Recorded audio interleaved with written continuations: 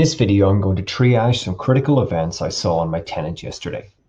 So this morning I got an email and I was brought in to find that yesterday on my tenant at 9:56 UTC, this mailbox, there was a successful login and it originated from a fraudulent IP that is not in my allowed list.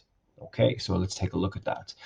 And I can see that it happened from a proxy VPN, and it was in Kiev in the Ukraine, and the event was a user login event.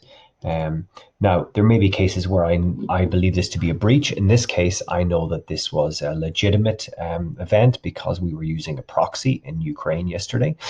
So instead of remediating this, what I'm going to do is add this area, because we're going to be using this proxy again, add this area to my safe list. So what I'm going to do is head over to my main dashboard, go into the tenant in question, monitoring, and the geolocation tool.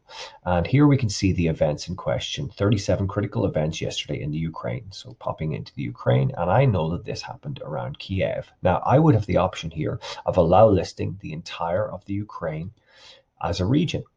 But I don't want to do that because we're just concerned about Kiev city. And for some very large countries, you may not want to allow list an entire country.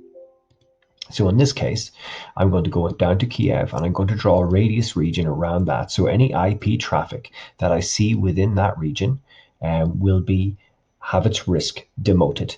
And I can go further and allow fraud scoring within that region. And that will mean that if there was a fraud network detected, for example, a proxy or a Tor network, we would further demote that risk in the risk characterization.